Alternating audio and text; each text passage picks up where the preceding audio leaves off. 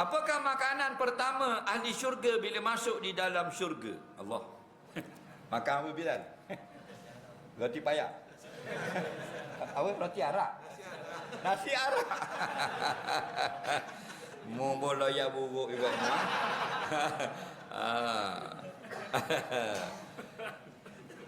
Ahli syurga masuk dalam syurga, apakah hidangan makanan yang pertama mereka?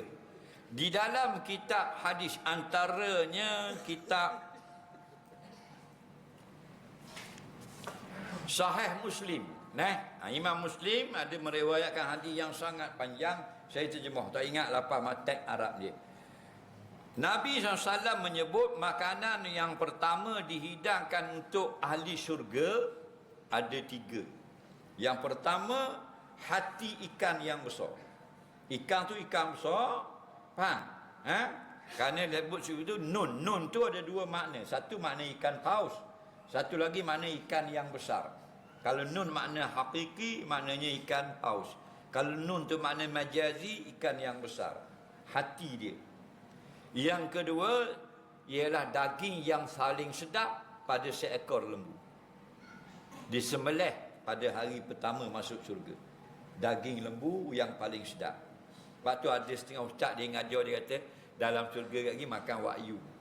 Betul sungguh lah, maksudnya bukan macam wahyu kita goreng tu. Kerana wahyu itu adalah daging yang terpilih daripada seekor lembu, daripada bawah belakang belikat dia.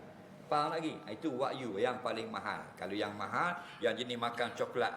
Makan coklat di Jepun tu, dah dekat 15,000 seekor, 16,000 seekor. Lepas tu daging dia 200 keping. Faham? Steak dia 200. Kita dulu yang setengah tu, lain tu macam selipar degung. Faham lagi? Jadi maksudnya makan hati ikan yang sangat sedap, daging yang paling lazat daripada seekor lembu yang disembelih di dalam syurga, dan air salsabil.